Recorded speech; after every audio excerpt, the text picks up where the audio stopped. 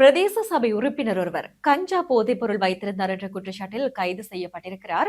பிரதேச சபை உறுப்பினராக கைது செய்யப்பட்டிருக்கிறார் என்று பார்க்கும்போது உண்மையிலேயே உங்களுக்கு கொஞ்சம் அது ஆச்சரியமாகத்தான் இருக்கும்.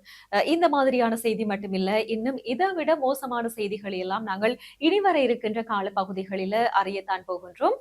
எனவே இந்த சம்பவம் எங்கே இடம்பெற்றிருக்கிறது என்பதை கொஞ்சம் விரிவாக பார்த்தால் பதுளை பல்லேவத்த பிரதேசத்துல தான் இந்த சம்பவம் நடந்திருக்குது. பிரதேச சபை உறுப்பினர், அதுவும் கந்தகேட்டிய பிரதேச சபையில் ஐக்கிய மக்கள் சக்தியை பிரதிநிதித்துவப்படுத்தும் உறுப்பினர் என்று சொல்லி குறித்த நபர் அடையாளப்படுத்தப்பட்டிருக்கிறார். அந்த குறித்த சந்தேக நபர் பிரதேச சபை உறுப்பினர் மட்டுமில்ல, ஹாபத் கமுவ மின்சார வேலி பாதுகாப்பு உதவி உத்தியோகத்தராகவும் அவர் கடமையாற்றுவதாக போலீசார் கூறியிருக்கிறார்கள். இந்த நபர் கஞ்சா விற்பனையில் ஈடுபட்டு வருகின்றார் என்று சொல்லி போலீசாருக்கு ரகசியமான ஒரு தகவல் ஒன்று போயிருக்கு. அப்ப அதன் அடிப்படையில் தான் போலீசார் உளவாளி ஒருவரை பயன்படுத்தி அந்த திடீர் சுற்றி வளைப்பு நடவடிக்கை எல்லாத்தையும் முன்னெடுத்திருந்தார்கள்.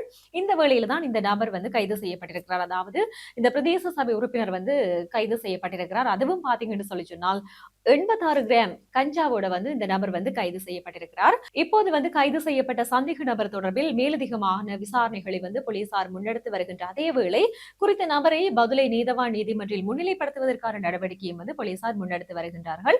யோசிச்சு பாருங்க, இப்படி படித்த சமூகமே இப்படியான ஒரு கீழ்த்தரமான தர லோக்கலான செயல்களில் ஈடுபடும் போது மற்றவர்களை நாங்க எப்படி பிழ சொல்ல முடியும்? என்ன பயன் அதுல? அப்ப இந்த விஷயத்துல படித்தவர்கள் படிக்காதவர்கள் பாமரர்கள் என்று சொல்லி யாருக்குமே எந்த வித்தியாசமும் கிடையாது, எந்த விதமான ஏற்றத்தாழ்வும் கிடையாது. கஞ்சா அல்லது போதைப் பொருள் இப்படியாக ஏதாவது ஒன்றை தன்வசம் வைத்திருக்கின்றவர்கள் என்று சொல்லி சொன்னால் சட்டம் எல்லோருக்குமே சமமாகத்தான் கொடுக்கப்படுகிறது. எனவே இந்த பிரதேச சபை உறுப்பினருக்கும் தகுந்த தண்டனை கிடைக்கும் என்று சொல்லி எதிர்பார்க்கப்படுகிறது. உண்மையிலே இந்த படித்த சமூகம் பல பேருக்கு முன்மாதிரியாக இருக்க வேண்டிய ஒரு சமூகம், அதுவும் பல பேரை வழிநடத்தி செல்ல வேண்டிய அந்த சமூகமே இப்படியான அநியாய வேலைகளை செய்யும் போது அதை எங்களால் ஏற்றுக்கொள்ளவே முடியாமல் இருக்கிறது.